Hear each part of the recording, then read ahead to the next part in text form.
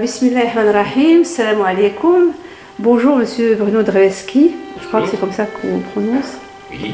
Alors, vous êtes donc chargé de cours à l'UNELCO depuis 1981 et maître de conférence depuis 1989 à cet institut. Et vous êtes membre du comité de publication de l'UNELCO et membre du comité de rédaction de beaucoup de revues. Vous avez écrit un certain nombre d'ouvrages, parmi lesquels Octobre 1917, Cause, Impact, Prolongement, et donc aux presses universitaires de France en 1999. Vous avez également écrit La Grande Braderie ou le pouvoir de la kleptocratie à l'Est en 2005. Vous avez commis également un ouvrage Nationalisme, État et Société, la Pologne à l'ombre du maréchal Piłsudski en 2007.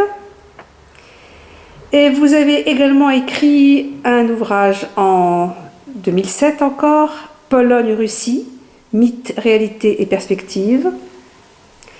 Et vous êtes donc dans le comité de rédaction d'une revue qui s'appelle La Pensée libre et qui publie régulièrement des textes depuis environ 2014. Votre dernier livre est un ouvrage extrêmement dense. Vous l'avez intitulé « La Nouvelle Russie est-elle de droite ou de gauche ?» Donc, il y a énormément de choses dans ce petit ouvrage extrêmement dense. Et j'aimerais que vous commenciez par nous dire, vous qui êtes, qui parlez le russe parfaitement bien, qui fréquentez la presse russe et qui parlait également polonais et qui fréquentait toutes les presses donc, des pays de l'Europe de l'Est, comment la Russie actuellement est arrivée à proclamer cette nouvelle légitimité internationale. Et peut-être que pour faire cet exposé, allez-vous devoir nous parler de la façon dont l'Union soviétique a été disloquée et comment, par un phénomène quasiment, entre guillemets, miraculeux, la Fédération de Russie est renée de ses cendres et en tout cas a survécu d'une façon heureuse, d'une certaine manière, au choc qui a été infligé par les Chicago Boys avec la destruction des biens publics lors de la destruction de l'Union soviétique. Alors je pense qu'effectivement, vous parlez de quelque chose de miraculeux, effectivement d'une certaine façon, on peut se dire que le peuple russe lui-même sans doute ne connaissait pas les réserves d'énergie qu'il avait au moment de son effondrement total. Donc ça c'est un point qui peut évidemment faire penser à un miracle.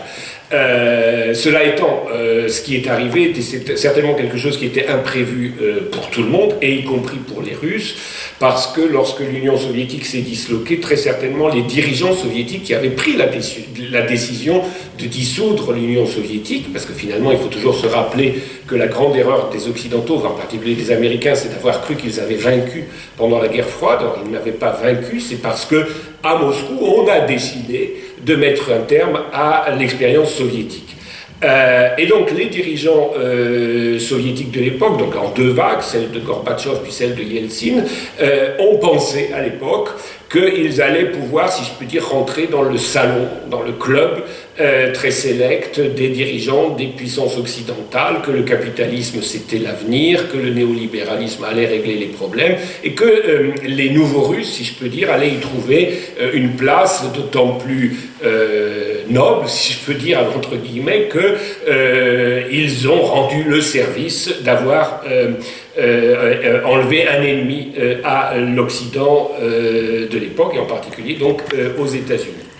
Donc c'est un peu dans ces conditions que l'URSS a disparu et que la première vague de Nouvelle-Russie s'est manifestée, c'est-à-dire avec l'arrivée donc de Yeltsin au pouvoir qui a ouvert les frontières et le pays a été littéralement bradé et on doit toujours se rappeler que en l'espace de 1 à 2 ans, la mortalité a augmenté d'une dizaine d'années. Hein. C'est absolument catastrophique. C'est quelque chose qu'on ne voit qu'en temps de guerre. Donc on peut dire que la Russie a subi la guerre sans avoir eu la guerre. Hein. Et ce choc devait logiquement Si on relit par exemple le grand échiquier de Zbigniew Brzezinski, devait logiquement aboutir non seulement à la dislocation de l'URSS qui était déjà effectuée, mais à la dislocation de la Russie. Rappelez-vous, c'était le moment où il y avait la guerre en Tchétchénie, c'était le moment où on pensait que la Sibérie allait se détacher et que donc finalement la Russie allait être morcelée en petites principautés. Comme les seigneurs de la guerre de l'époque coloniale chinoise, on en était à peu près là. Et donc le destin de la Russie semblait scellé. Et le pays était en coupe réglée avec des malfrats qui ont privatisé à tout va dans une situation de pillage absolument à la taille du pays en fait. Le pillage était vraiment à la taille du pays. À la taille de l'accumulation des richesses socialistes, oui. Oui, bien sûr, parce que c'était quand même, il faut se rappeler, la deuxième puissance industrielle au monde. Donc il y avait quand même d'énormes combinats sidérurgiques, pétroliers, de la haute technologie, enfin, des cerveaux à vendre, tout.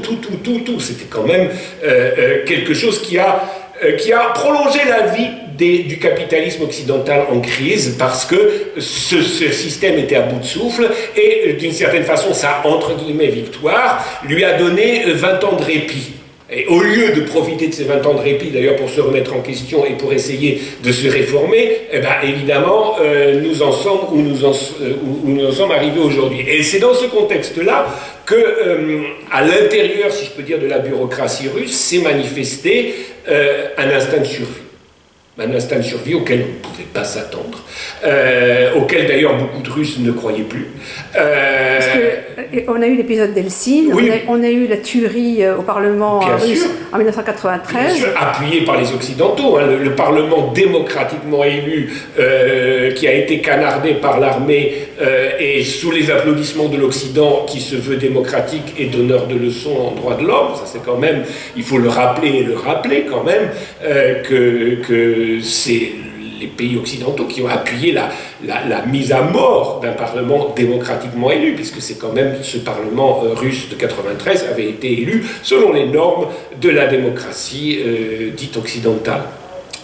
Donc, effectivement, le pays était dans un effondrement, et les années 90 sont donc catastrophiques. Et c'est dans ce contexte-là qu'arrive un moment, sans doute, où un certain nombre d'ailleurs d'oligarques, il faut le dire, se rendent compte qu'ils sont en train de perdre le contrôle des richesses qu'ils viennent d'accumuler, et qu'il leur faut un compromis. En quelque sorte, l'arrivée de Poutine au pouvoir, c'est un compromis. C'est-à-dire que, grosso modo, un certain nombre d'oligarques acceptent le deal, si je peux dire, avec Poutine. C'est nous ne nous occupons plus de politique, mais vous ne confisquez pas les biens mal acquis. Et à partir de ce moment-là, nous avons un Poutine qui arrive au pouvoir et qui commence progressivement à sortir de l'ombre et à apparaître comme un chef d'État qui reconstruit son pays. Maintenant, lui-même était acquis aux valeurs dites occidentales au départ. C'est pas du tout ni un nationaliste, ni un communiste, ni quelqu'un qui était en quoi que ce soit réticent à l'égard du modèle occidental. Il croit toujours pouvoir trouver la place dans la nouvelle architecture mondiale, une place relativement honorable. Et donc, au début, lorsqu'il prend le pouvoir, il joue le jeu du partenariat. Et la Russie s'affirme, mais elle n'est pas encore véritablement cette contre-puissance qu'elle est devenue aujourd'hui. Et ce seront deux événements sans doute qui vont accélérer cette renaissance de la contre-puissance russe. C'est la guerre de Géorgie, qui démontre, car il faut toujours se rappeler que c'est la Géorgie qui a attaqué l'armée russe et pas le contraire. Donc évidemment, si le président géorgien de l'époque, Saakachvili, a attaqué l'armée russe, c'est certainement avec l'aval de ses tuteurs. Il ne se serait pas lancé dans une telle aventure sans rien. Et donc là, c'était déjà le premier coup de semonce, et puis je pense que le deuxième coup de semonce, c'est la Libye. Quand la Russie et la Chine ont accepté finalement à l'ONU de cautionner, enfin d'abstenir, c'est-à-dire de cautionner la résolution présentée par les puissances occidentales à l'ONU et qui interdisait donc à l'aviation libyenne de prendre le ciel, qui a été violée immédiatement après son adoption, puisque derrière cette résolution, on a eu une agression en bonne et due forme, si je peux dire, de la Libye par les puissances occidentales. Et là, je pense que la coupe était pleine et qu'à partir de ce moment-là, à Moscou, on a compris que l'idée d'un partenariat n'arriverait jamais avec les dirigeants que l'on a dans les pays occidentaux, alors en particulier aux États-Unis, mais pas seulement, et que désormais la Russie n'avait pas d'autre choix que d'affirmer sa puissance, et d'affirmer sa puissance en s'appuyant sur l'autre grande puissance qui est la Chine, et qui, elle aussi, revient de loin, parce que même si la Chine, évidemment, a connu une autre évolution au cours du XXe siècle, il faut toujours se rappeler que les Chinois sont un vieux peuple, et qu'ils ont la mémoire longue, et que ce qui leur est arrivé au XIXe siècle et au début du XXe siècle avec les seigneurs de la guerre, ils ne l'ont pas oublié. Donc, effectivement, je dirais, les deux puissances historiques humiliées avaient quelques intérêts à se rapprocher. Ce qui aboutit donc à la situation actuelle où l'on a finalement la naissance d'un monde multipolaire, ce qui est l'objectif de ces nouvelles puissances émergentes, ce monde multipolaire à la place du monde unipolaire que les États-Unis n'ont pas su gérer dans la foulée de leur hyperpuissance d'après 89-91.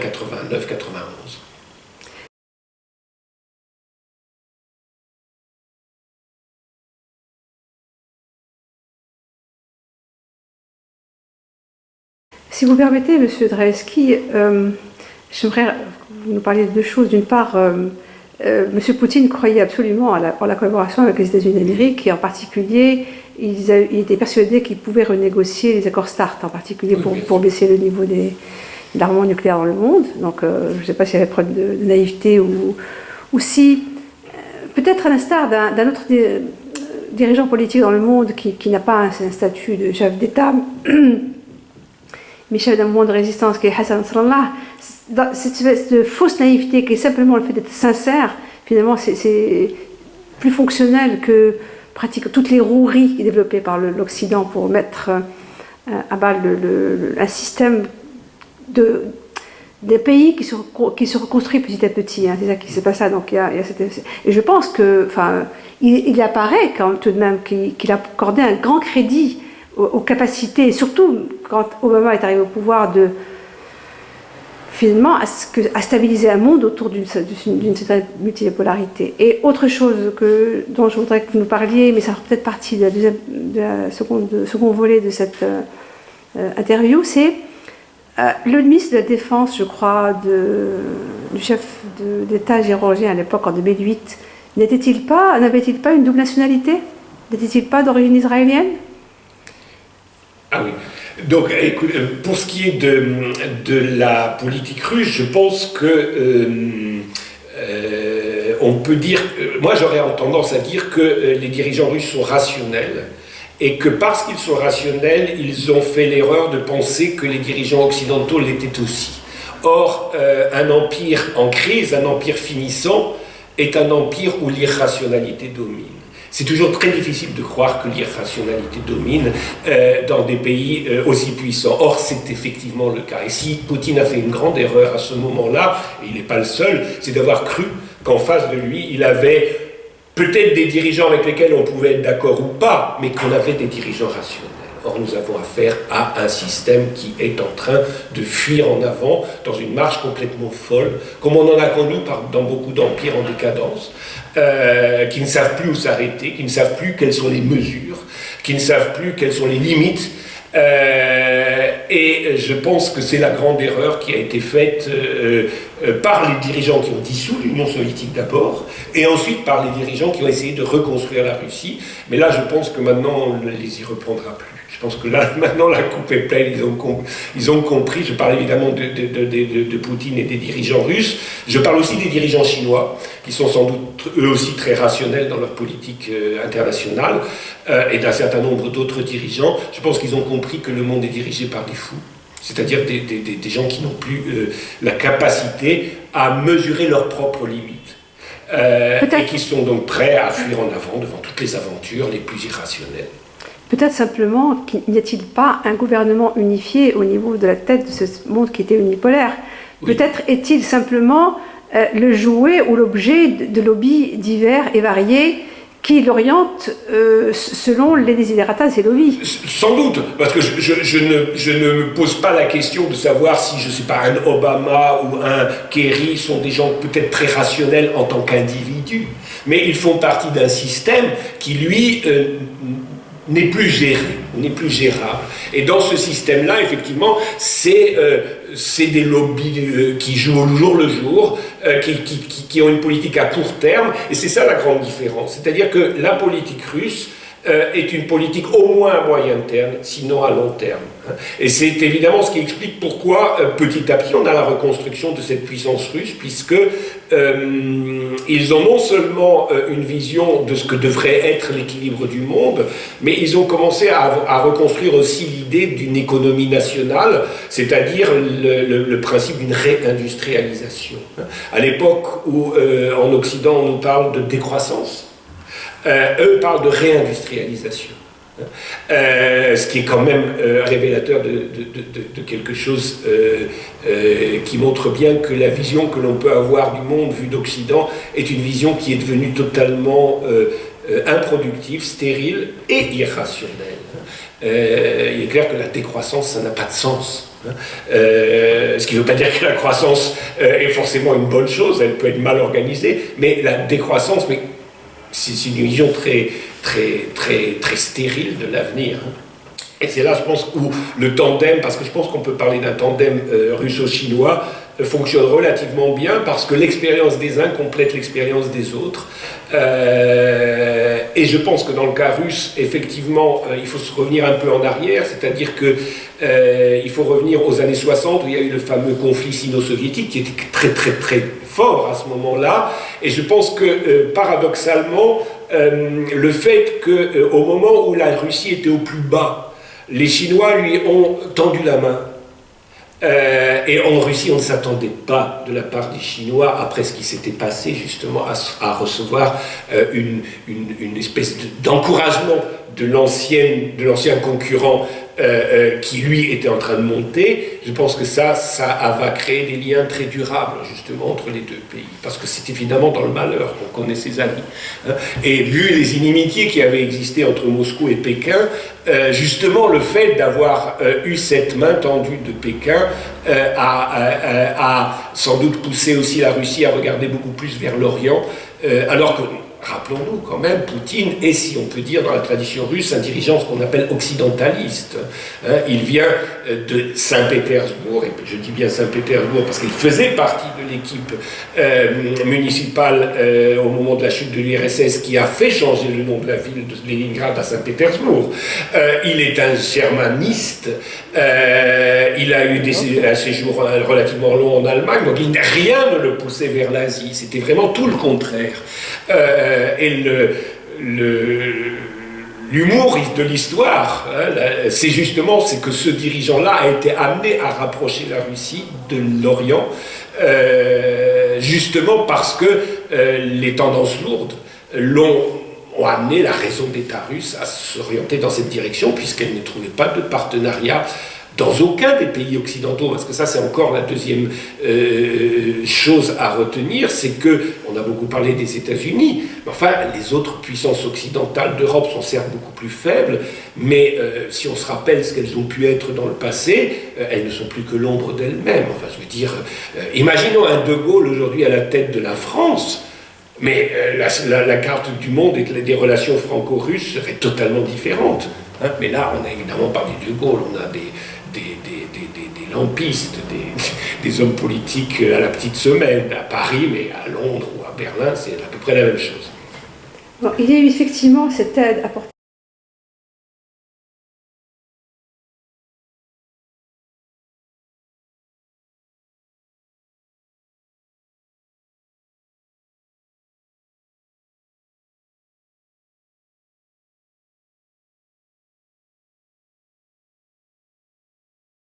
par la Chine, sans doute, et sans aucun doute d'ailleurs, mais il y a aussi le fait que la nation russe pratiquement s'est réveillée et a voulu se reconstituer et se débarrasser de l'humiliation terrible qu'elle a vécue. Et je vais vous donner une petite anecdote, parce que moi cette anecdote me semble très intéressante, parce qu'elle est révélatrice du fait que les Russes n'étaient pas des Occidentaux et n'avaient pas les réactions des Occidentaux.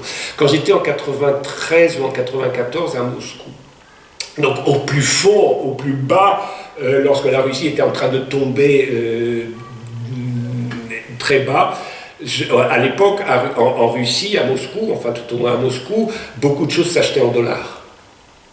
Et donc j'étais avec un ami dans un magasin, et cet ami qui était un Français demande le prix de quelque chose qu'il voulait acheter. La vendeuse lui répond, c'est tant de dollars. Et lui répond, on est en Russie ou on est aux États-Unis ici? C'est en dollars qu'on paye ici, c'est pas en roubles. Et elle s'est mise à pleurer. L'humiliation. Hein? L'humiliation. Et cette humiliation a finalement été la force des Russes. Parce que peut-être qu'elle a pleuré en 93, mais je suis sûr qu'aujourd'hui, elle est très fière de ce qui se passe. Et de cette renaissance. Donc, comment ce monsieur Poutine a réussi finalement au travers de cette revanche sur l'humiliation, à faire que toutes ces forces nationales soient congruentes, parce que la Russie, c'est quand même un pays multi-ethnique par excellence. Oui, alors quand on dit justement, alors congruente, c'est ça aussi. La deuxième chose, c'est qu'il faut bien comprendre que la Russie est très pluraliste. C'est-à-dire que par exemple en Russie, vous avez une opposition très radicale, par exemple le Parti communiste de la Fédération de Russie est radicalement dans l'opposition sur les questions de politique intérieure et de politique économique en Russie. Mais ça ne les empêche pas d'avoir le sentiment du respect de l'État. C'est à deux niveaux. Il faut bien comprendre que dans la société russe, il y a l'État et il y a les opinions politiques. Et ce sont deux choses différentes. Donc on peut être très contre la politique du gouvernement sur un point, sur un autre. En revanche, la défense de l'État, et surtout après 91, lorsqu'on a découvert à quel point l'État était nécessaire, est très forte. Et c'est ça, la congruence, c'est ça. C'est la capacité d'avoir réussi à amalgamer dans la politique étrangère des composantes très diversifiées. Alors, des composantes politiques, je viens de parler du Parti communiste, des composantes nationales aussi, parce que la Russie, c'est une fédération, ne l'oublions pas, qu'il y a donc à peu près 20% des Russes qui ne sont pas Russes ethniques, qui ont donc des républiques autonomes, et l'habileté, je dirais, du Kremlin a été non pas de voir ces éléments comme des faiblesses, comme des éléments de faiblesse, mais comme des atouts.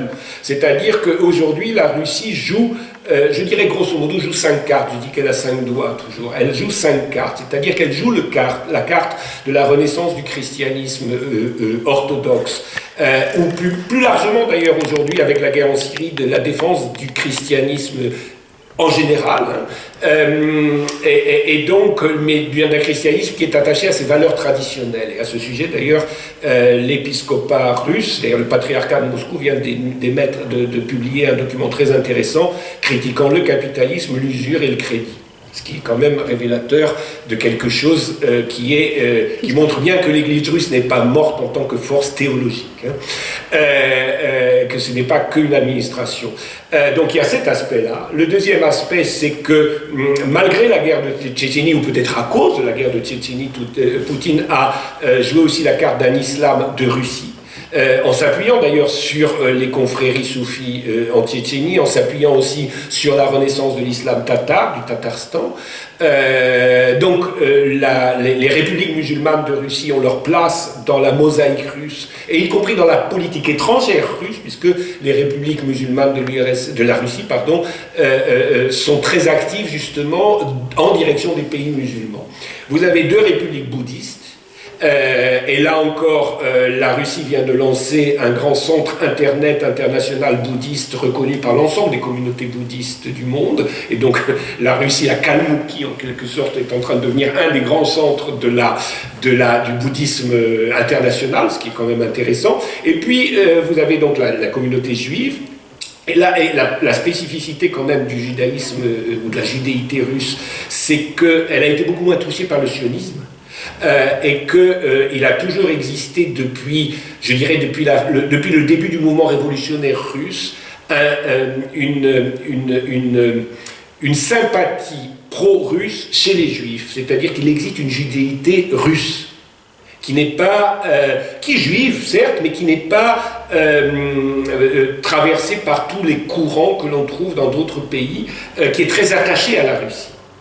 Et donc cette judéité-là existe. Et puis il y a le Parti communiste de la Fédération de Russie, dont je vous disais que c'est un parti d'opposition, mais c'est un parti qui fait partie aussi, je dirais, de la mosaïque étatique russe et qui a des contacts internationaux assez développés. Et je dirais, ce Parti communiste aide la Russie aussi à retrouver ce qu'elle avait négligé en 91, c'est-à-dire de retrouver des contacts avec l'aile gauche de l'humanité. Donc avec ses 5 doigts, la Russie a une diplomatie multivectorielle, en quelque sorte, qui n'est pas, comment dire, administrée du Kremlin. La Russie est pluraliste, c'est-à-dire qu'en fait, c'est des réseaux qui, d'une certaine façon, dont le développement est utile à la grandeur de la Russie et qui sont utilisés par le Kremlin, mais qui ne sont pas manipulés par le Kremlin, parce que ça, c'est encore une des grandes erreurs des Occidentaux, c'est de s'imaginer que tout fonctionne comme le Comintern, et que la Russie ne peut pas fonctionner autrement, c'est-à-dire qu'elle ne peut fonctionner qu'avec une pyramide hiérarchique autocratique, et donc Poutine, c'est le nouveau tsar, ou c'est le nouveau Staline, et puis ensuite tout fonctionne à la baguette. Or justement, c'est pas le cas. La Russie, c'est un pays beaucoup plus pluraliste, sans doute beaucoup plus pluraliste d'ailleurs que les pays occidentaux. Et d'ailleurs, il faut lire les médias russes ou les télévisions russes pour se rendre compte que finalement, les débats de société, ce qu'on appelle les débats de société, qui aujourd'hui, dans les pays occidentaux, n'existent plus, même si on en parle beaucoup, mais ils n'existent plus, dans un pays comme la Russie, au contraire, sont tout à fait vivants. Voilà. Effectivement, parmi les types d'agressions qui ont tout de suite été entreprises par l'Occident contre la Russie, indépendamment de cette chose absolument fantastique que nous observons, qui est la russophobie et qui se répand dans toutes les presses occidentales, qui est au point qu'elle prête à sourire même. Et il y a donc le système antimissile qui est installé là. Donc, et évidemment, l'Occident a utilisé tous les anciens pays satellites pour les incorporer à une Union européenne difforme et informe, et qui n'a pas d'autre objet que d'être le front avancé de la destruction future, enfin possible, de la Russie. On passe à autrement, à toute l'installation des systèmes antimissiles en Pologne, en Tchécoslovaquie et je ne sais quoi. Et tout le soft power développé, et parmi le soft power développé pour justement essayer de faire que ça se dissolve, cette pluralité qui est à la fois vivante, vigoureuse, et qui est un témoignage de la vitalité de ce pays, cette nation qui accepte les différences, pas qui les tolère, mais elle est constitutivement polymorphe, effectivement. Donc utiliser des ONG pour semer le désordre, etc., etc. Et parmi, et ce n'est pas du soft power, les takfiristes qui étaient en Tchétchénie, il faut peut-être en dire un mot. D'autant que, ça c'est un point, je pense, qui n'est pas à négliger, d'autant que parmi les événements qui ont mis en scène de façon maintenant irréversible la Russie sur le plan de la politique internationale, c'est l'intervention en Syrie. Et dans l'intervention en Syrie, on voit bien comment les dirigeants russes sont alliés avec des mouvements qui sont d'essence islamique. Oui, bien sûr. Pas islamiste, mais islamique. Oui, le Hezbollah est musulman, il n'y a aucun doute. L'Iran est une république islamique. Oui, bien sûr. Et elle va rentrer bientôt dans l'organisation de coopération de Shanghai, qui est donc la grande organisation contrepoids de l'OTAN. Et même, non seulement la Russie a des rapports avec l'Iran et la Syrie comme État, mais elle a même des rapports avec le Hezbollah, qui n'est pas un État, qui coopère avec la Russie sur le terrain syrien. Et je pense que là encore, alors là, la question tchétchène est absolument clé, puisque, en fait, la Tchétchénie était le point faible de la Russie au départ, puisqu'on se rappelle des tentatives de créer un État indépendant en Tchétchénie, ou tout au moins séparé de la Russie, parce qu'indépendant, je ne sais pas trop. Et là, le grand retournement qui a eu lieu, c'est qu'en fait, le gouvernement russe a joué sur le fait qu'il existait un islam tchétchène, qui avait ses propres traditions, qui était assez largement basé sur des confréries soufis. Et que quand un certain nombre de dignitaires religieux tchétchènes ont vu arriver tous ces wahhabites, financés par l'Arabie Saoudite ou d'autres puissances du Golfe, enfin puissances, je ne sais pas, enfin d'autres États opérettes du Golfe, ça a provoqué un retournement, c'est-à-dire qu'on a eu une partie de ces Tchétchènes qui, à tout prendre, ont préféré la Russie non musulmane, si je peux dire, à ces espèces de fous de l'islam qui leur déboulaient en arrivant des pays du Golfe, et en particulier d'Arabie Saoudite. Et donc, ils sont passés dans le camp russe, et l'intelligence évidemment de Poutine, ça a été de leur donner une vraie autonomie, c'est-à-dire qu'aujourd'hui, la Tchétchénie a non seulement son autonomie, mais elle a même ses propres régiments militaires, et une force d'intervention d'à peu près 10 000 hommes, dont le chef a dit qu'il était tout à fait prêt à aller servir en Syrie. Et qu'il attendait les ordres du commandant suprême, c'est-à-dire de Poutine, si on lui demandait. Donc, pour le moment, Poutine n'a pas réagi à cette proposition, mais c'est évidemment une épée de Damoclès, parce que finalement, ce qui était le point faible de la Russie, la carte tchétchène, se révèle aujourd'hui le point fort. C'est-à-dire, effectivement, il y a des résidus de ces fameux, entre guillemets, djihadistes tchétchènes qui guerroient en Syrie ou dans d'autres pays de la région, mais je dirais les forces tchétchènes les plus sérieuses sur le plan militaire, elles sont bien du côté russe, et elles sont tchétchènes et musulmanes. Il y a absolument, la République de Tchétchénie est une république vraiment très musulmane. Sa constitution, son organisation est tout à fait non seulement n'ignore pas l'islam, mais l'islam fait partie de son identité. Et d'ailleurs, je rappelle que dans la constitution de l'État russe, il y a 4 religions nationales, le christianisme orthodoxe, l'islam, le judaïsme et le bouddhisme, qui figurent dans le texte de la constitution russe. Alors la Russie est un État laïque, en ce sens qu'évidemment il y a une liberté de culte, et l'État ne se mêle pas de légitimer sur la base de la religion en tant qu'État, mais la reconnaissance de la religion comme un fait qui fait partie de l'identité nationale fait partie de la nouvelle culture russe, en fait, en quelque sorte. Et ça me semble important, parce que c'est une laïcité d'un autre type que celle qu'on connaissait dans les pays occidentaux, ou en particulier en France, où on oppose religion et État, ce qui n'est plus le cas dans la Russie, après les soubresauts qu'elle a connus, évidemment, au XXe siècle sur le sujet. Je crois qu'il existe un autre État dans le monde qui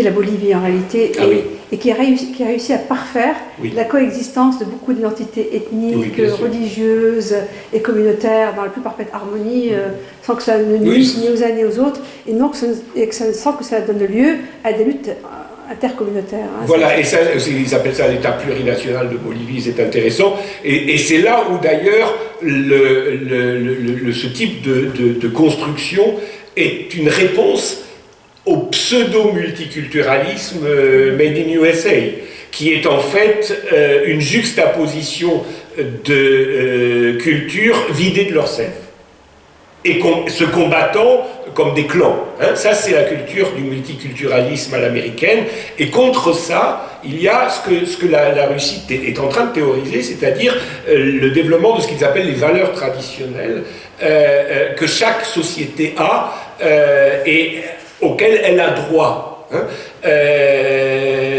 et qui font partie de son héritage. D'ailleurs, on voit dans le discours d'un certain nombre de dirigeants russes ce rappel permanent du fait que chaque société a son histoire, ses traditions, et qu'on ne peut pas imposer à un peuple ce qui existe dans un autre pays. Cette vision d'un monde pluriel est intéressante. Alors, deuxième point aussi que je voudrais peut-être souligner, c'est que, comme on dit que la Russie est gouvernée par un nouveau Staline ou un nouveau tsar, cette vision est évidemment tout à fait fausse, et je pense qu'il faut souligner que la Russie aujourd'hui a une équipe dirigeante. Et ce qui est très intéressant, c'est de constater à quel point les différents ministres russes font une équipe, mais représentent toutes des têtes. C'est-à-dire que nous avons en Russie, d'ailleurs en Chine aussi, un système qui n'est pas, alors on peut l'appeler démocratique ou pas démocratique, mais il est incontestablement méritocratique. C'est-à-dire qu'il y a une sélection par la compétence.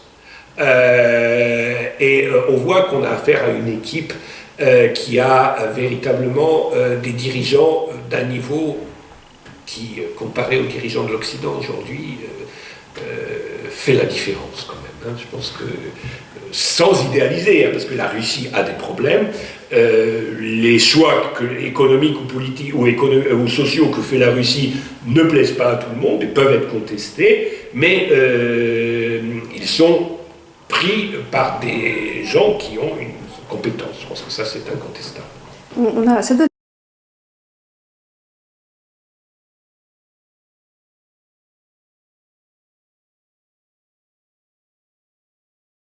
l'impression d'une espèce de fluidité dans le système social, une vraie fluidité qui semble en mouvement, en avançant vers quelque chose, en tout cas qui semblerait être positif pour tout le monde.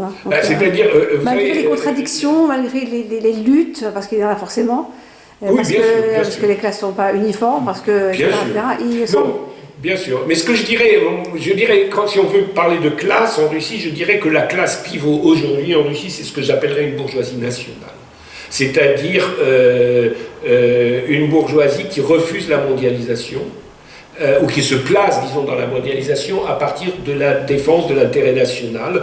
C'est quelque chose qui rappelle, si on veut revenir dans l'histoire, à d'autres moments de l'histoire, ça peut rappeler un peu De Gaulle, ça peut rappeler Sun Yat-sen en Chine, les tentatives de Sun Yat-sen, puisqu'il n'a pas réussi, mais enfin la tentative de bâtir une république de Chine, qui d'ailleurs est plus ou moins aujourd'hui réalisée, mais après des aléas et des grandes difficultés, c'est ce type de politique d'une espèce de bourgeoisie nationale qui conclut des accords, mais qui tangue évidemment entre les couches populaires qui ont évidemment des intérêts économiques qui ne sont pas forcément toujours compatibles avec ceux d'une bourgeoisie nationale, mais qui tangue entre donc ces couches populaires et la bourgeoisie qu'on appelait la bourgeoisie comprador, c'est-à-dire les oligarques qui eux sont prêts à placer tous leurs avoirs dans les soi-disant paradis fiscaux, qui ne sont pas des paradis du tout d'ailleurs, et qui ont encore leur place en Russie. Parce qu'il ne faut pas non plus nier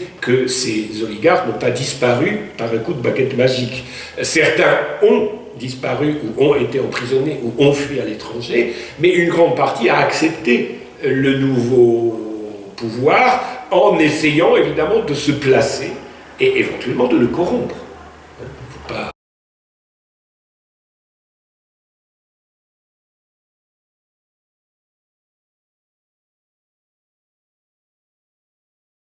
s'imaginer que ces oligarques sont devenus des saints ou des anges du jour au lendemain.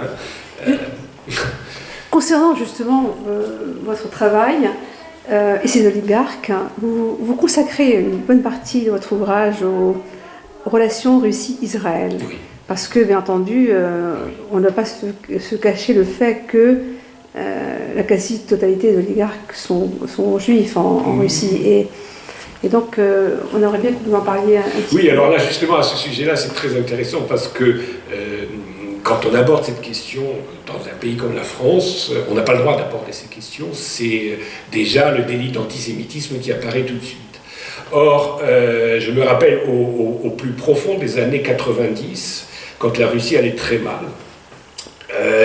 lors d'un colloque, je rencontre un de mes collègues qui était un ancien dissident, mais qui était resté marxiste, qui était donc russe, et qui était d'origine juive. et qui avait fait d'ailleurs un peu de prison à l'époque de Brejnev parce qu'il était dissident. Donc il avait quand même, c'était quelqu'un qui avait quand même un certain courage, je veux dire. Et je lui dis, ah oui, et qu'est-ce qu'il en est de cet antisémitisme en Russie dont on parle tellement dans la presse occidentale, etc., etc. Et lui se met à rigoler, il dit, oh, l'antisémitisme en Russie n'est pas plus dangereux qu'ailleurs, mais on doit quand même se poser une question. Sur les 10 premiers banquiers russes, il y en a quand même 9 qui sont juifs. Donc moi, en tant que juif, je peux quand même me poser la question d'où est-ce qu'ils viennent leur argent, d'où est-ce qu'ils vient leur argent et leur pouvoir. Il le disait très naturellement et sans aucune réticence, chose qu'on ne pourrait pas dire ici en France, qui montre bien que finalement qui est le plus libre, quelle est la société qui est la plus libre. Où un juif d'origine à Moscou peut dire mais oui, après tout, il y a un problème d'antisémitisme, mais globalement il y a aussi un problème de juifs sionistes dans notre pays. Puisque ces oligarques se sont très largement aussi appuyés sur la carte, ont très largement loué la carte israélienne, la carte de la double nationalité. Donc effectivement, ce problème existe, mais comme je le disais tout à l'heure, les relations russo-juives sont très complexes, parce qu'il y a l'élément sioniste, mais il y a aussi beaucoup de juifs qui sont de vrais patriotes russes. Alors, ils sont devenus patriotes russes dans la foulée de ce progressisme russe de la fin du XIXe siècle, parce que la Russie tsariste était loin d'être une patrie accueillante pour les juifs. On se rappelle les pogroms, etc. En revanche, le mouvement révolutionnaire russe a réellement réconcilié, si je peux dire, une grande partie des masses juives avec la Russie ou la culture russe. Et ça fait partie du passé des relations judéo-russes, ce qui fait que... à double tranchant. Pardon ? C'est à double tranchant. C'est à double tranchant, bien sûr, oui. C'est ambigu, c'est complexe. Mais c'est beaucoup plus potentiellement riche que les relations que l'on a en Occident avec la judéité. Et je m'explique, c'est-à-dire que finalement, l'Occident, qui est la patrie de l'antisémitisme, parce que quand même, il faut se rappeler que l'antisémitisme, c'est en Europe occidentale qu'il s'est développé, que depuis le Moyen-Âge, c'est l'Europe occidentale qui a jeté les Juifs, expulsé les Juifs, pogromisé les Juifs, et finalement exterminé les Juifs. Hitler était aussi un occidental quand même. Donc, il faut quand même se rappeler de tout ça avant d'examiner ces questions. Et donc, l'Occident, aujourd'hui, avec son philosémitisme affiché, qui n'est en fait que du philosionisme, c'est-à-dire, en fait, on s'est débarrassé des Juifs et ils font le boulot au Moyen-Orient, mais finalement, le philosémitisme, c'est de l'antisémitisme caché. C'est de l'antisémitisme caché, et j'ai toujours très peur quand je vois ces discours très philosémites. Je me dis, si demain on rouvrait les trains, les convois pour amener des juifs dans les camps, je ne sais pas si le vent ayant changé, tous ces philosémites ne seraient pas les premiers à envoyer les juifs dans les trains, comme ils l'ont fait pendant la Seconde Guerre mondiale. Donc le philosémitisme est quelque chose à mon avis, d'extrêmement pervers, qui couvre le philosionisme. Et d'ailleurs, il faut savoir que le sionisme aussi était très ambigu dans ses rapports au fascisme et au nazisme. C'est beaucoup plus complexe que ça. Tandis qu'en Russie, finalement, il y a de l'antisémitisme, oui, c'est vrai. Il y a de l'antisémitisme, il y a un vieil antisémitisme russe, mais... à fond chrétien orthodoxe. Oui, bien sûr, c'est vrai. Mais pas seulement. Voilà, mais pas seulement. Mais il y a une interpénétration des deux cultures. Et il faut toujours se rappeler quand même que la très grande majorité des Juifs, jusqu'à la fin de la Seconde Guerre mondiale, n'étaient pas sionistes. Et que les Juifs soviétiques n'ont pas connu le sionisme. Parce qu'ils sont passés de la Russie tsariste à la Russie soviétique. Et que l'Union soviétique, quoi qu'on en dise, on a beaucoup parlé de l'antisémitisme de Staline, etc. Je ne veux pas faire dédouaner Staline de tout ce qu'il a fait, mais il faut quand même se poser la question. Le Russe dont je vous parlais tout à l'heure, d'origine juive, qui me dit, mais sur les 10 plus grands banquiers de Russie, on en a 9 qui sont d'origine juive. Ça veut dire quoi? Ça veut dire que c'est à l'époque soviétique qu'ils ont pu faire carrière et avancer socialement. Donc un pays antisémite qui laisse tant de personnes d'origine juive à des postes de direction, qui leur ouvre les portes de l'éducation, de l'enseignement, de la science. Du parti du parti, bien sûr. C'est pas de l'antisémitisme. Bien entendu, l'Union soviétique combattait l'État d'Israël, ça c'est clair.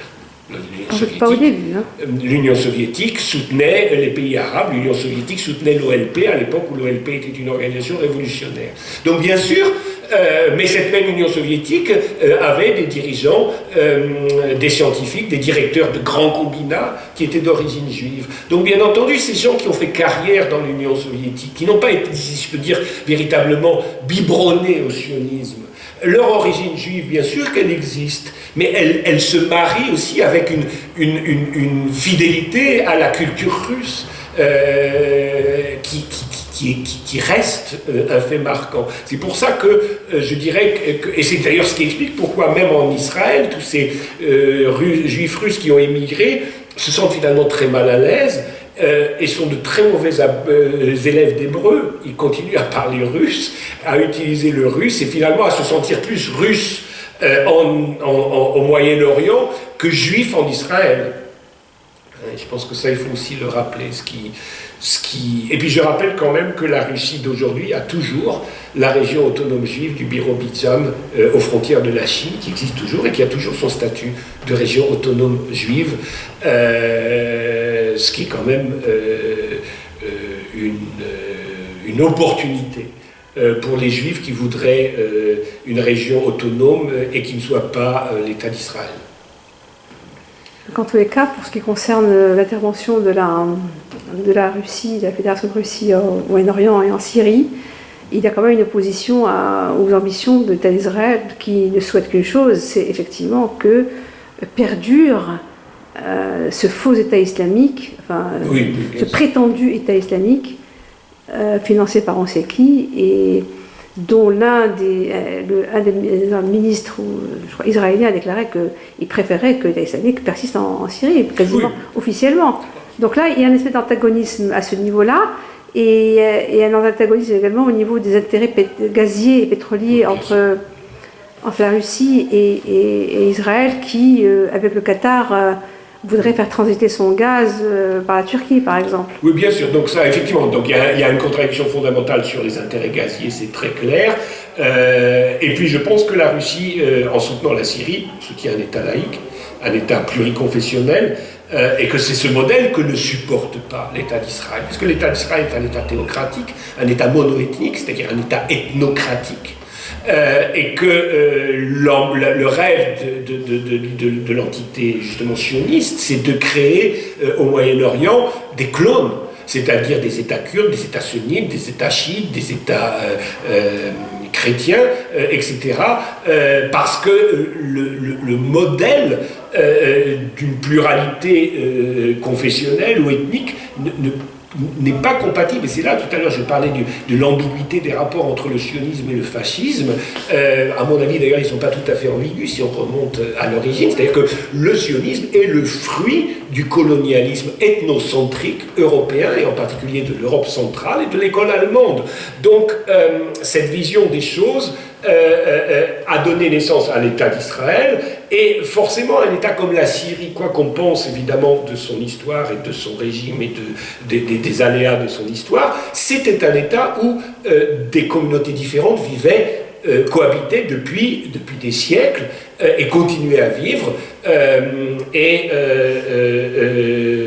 Il est clair que d'une certaine façon, le dit État islamique correspond beaucoup plus au modèle israélien que, bien entendu, la Syrie de Bachar al-Assad. C'est incontestable. De même que le Liban, tel que le soutient le Hezbollah, c'est un Liban multiconfessionnel. D'ailleurs, je rappellerai aussi que le Hezbollah, dans son programme, a la déconfessionnalisation du Liban. C'est-à-dire que, paradoxalement, c'est un mouvement islamique qui prône la déconfessionnalisation du Liban. Donc, tout le contraire de ce dont on l'accuse. Donc effectivement, ce genre d'État n'est pas compatible avec Israël. Donc ça explique évidemment pourquoi la Russie a aussi un modèle de société qui n'est pas du tout compatible avec le modèle israélien. Donc fondamentalement, il y a une contradiction qui dépasse la simple querelle gazière, hein, qui n'est pas si simple, et qui est importante, mais qui n'explique pas tout. Donc la Syrie est bien le lieu de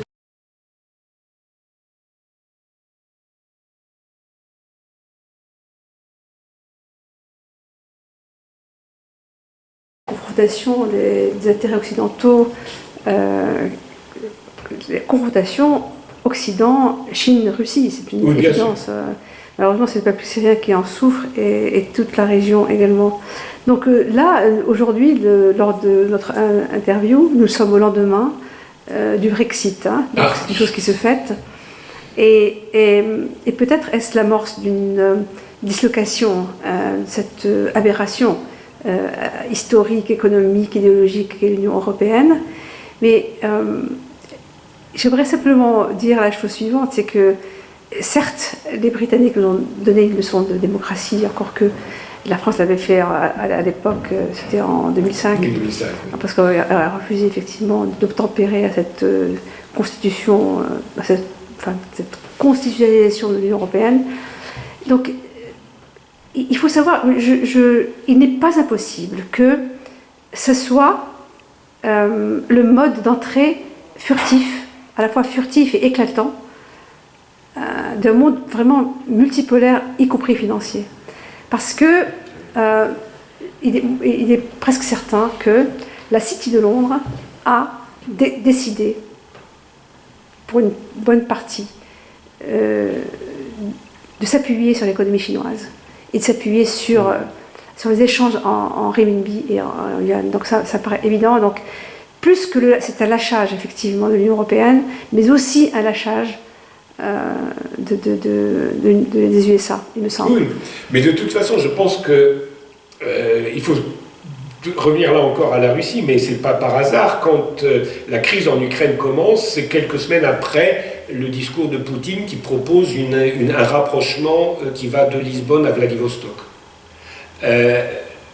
L'avenir, c'est cet immense espace qui est entre l'océan Atlantique et l'océan Pacifique, c'est la grande Eurasie avec la Méditerranée, c'est cet espace-là de coopération qui représente un certain avenir. La petite Europe là, que l'on a, l'Union européenne, ça n'est qu'un appendice de l'Empire atlantique. Ça n'a pas de perspective économique. Ça ne peut pas avoir de perspective économique. Du point de vue des États-Unis, ça peut se comprendre, mais du point de vue des intérêts européens, ça n'a pas de sens. Donc je pense qu'effectivement, d'une certaine façon, ce qui vient de se passer en Grande-Bretagne, on peut dire qu'un verrou a sauté. Alors ce qui va arriver, c'est difficile de le dire, bien sûr, on n'est pas des devins, mais un verrou a sauté, un verrou économique, mais aussi un verrou mental. Symbolique. C'est symbolique, c'est-à-dire qu'à partir de ce moment-là, tout est possible de nouveau. C'est-à-dire que ce qu'on nous présentait comme quelque chose d'inéluctable, une marche réglée, qui de toute façon devait se faire en direction d'une intégration toujours plus poussée, ça a sauté. Donc ça, c'est terminé. Maintenant, les jeux sont ouverts. C'est difficile de dire ce que les jeux vont donner, mais les jeux sont ouverts. Et bien entendu, donc effectivement, nous sommes devant un monde qui est de fait multipolaire. Ça ne veut pas dire que l'avenir sera radieux, parce que ça peut aussi entraîner une guerre, hein, c'est-à-dire que les empires ont toujours deux solutions quand ils sont en phase de décadence. Soit ils acceptent leur décadence. C'est par exemple le cas de l'Empire autrichien après la bataille de Sadova, qui négocie sa diminution d'influence au fur et à mesure et qui accepte finalement de se quitter la scène de l'histoire pacifiquement, si je peux dire. Soit nous avons le scénario allemand. L'Allemagne n'accepte pas sa défaite en 1918 et on a la fuite en avant hitlérienne. Donc il est difficile de dire qui va prendre le dessus à Washington. Quel lobby, le lobby de la fuite en avant ou le lobby de la négociation d'une puissance amoindrie, on le verra, mais il est clair que le monde unipolaire, lui, est mort.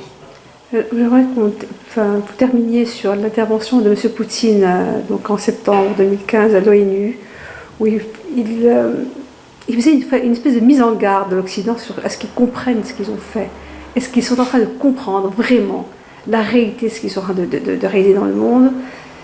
Et on a l'impression que de plus en plus dans ces interventions et ces allocutions, Poutine craint vraiment un espèce de débordement militaire de la part de ça. Oui. Et on le sent de façon presque... C'est palpable. C'est une espèce de...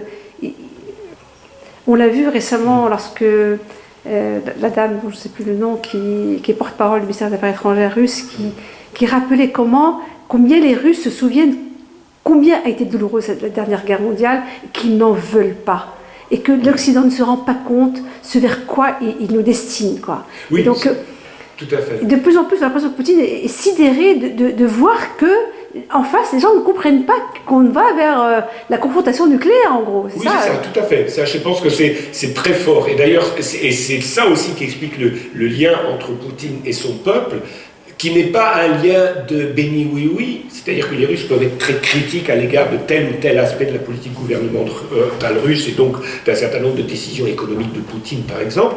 En revanche, ils ont compris que la défense de la paix, beaucoup plus que la défense de l'indépendance nationale, est véritablement quelque chose d'essentiel. Et à ce sujet-là, je pense qu'il faut toujours revoir la vidéo des manifestations du 9 mai à Moscou, quand ces masses de Russes descendent dans la rue avec le portrait de leur grand-père, de leur grand-mère, de leurs oncles qui sont morts pendant la dernière guerre. C'est pas orchestré, c'est véritablement le peuple qui descend, et c'est pas seulement à Moscou, c'est dans toutes les villes russes. Ils descendent pour rappeler cette guerre, pour rappeler leurs héros, parce que ce sont des héros, il faut se rappeler. Le coût de cette guerre. Des vingtaines de millions de... Voilà, 27 millions de citoyens soviétiques.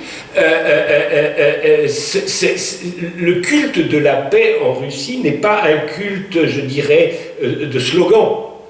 Parce que c'est quelque chose qui touche encore les familles, d'autant plus que quand on parle de la Russie comme un pays ayant les valeurs traditionnelles, c'est aussi les valeurs de la famille. C'est-à-dire que chez eux, ils se rappellent de leurs grands-parents. Nous ne sommes pas dans la société atomisée occidentale où les enfants se rappellent à peine leurs parents, et les grands-parents, n'en parlons même pas.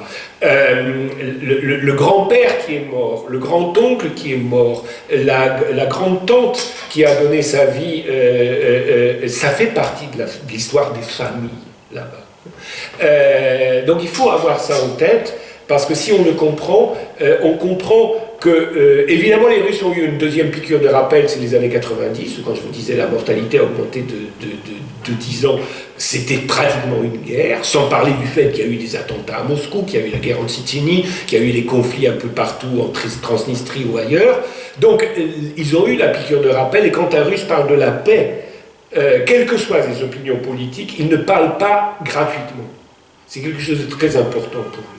C'est quelque chose qu'il a au fond de son ventre, si je peux dire. Donc, quand les Russes font la guerre, ils savent le prix de la guerre. Et donc, évidemment, ils ont l'impression que les Occidentaux jouent à la guerre comme sur une PlayStation. D'ailleurs, les drones en sont un élément essentiel. Je remarquerai quand même que les drones bombardent systématiquement, les drones américains un peu partout en Afghanistan, etc. Vous n'entendez pas parler des drones russes dans la guerre de Syrie. Vous entendez parler de bombardements ciblés quand même. On n'utilise pas les drones. C'est quelque chose, et alors que les technologies, les Russes l'ont, c'est pas une question technologique, c'est Et il reste quand même une éthique dans la guerre. C'est une autre façon de faire la Ouais. guerre, quand même. Parce qu'ils connaissent le prix de la guerre. C'est-à-dire qu'ils font partie des populations, je dirais que le monde doit être divisé aujourd'hui en deux. Vous avez les populations bombardables et les populations qui ne sont pas bombardables. Et en Occident, malheureusement, nous avons le sentiment que nous ne sommes pas bombardables. C'est-à-dire on peut bombarder les Arabes, on peut bombarder les Yougoslaves, on peut bombarder les Russes, on peut bombarder le reste du monde, mais ça n'arrivera jamais ici.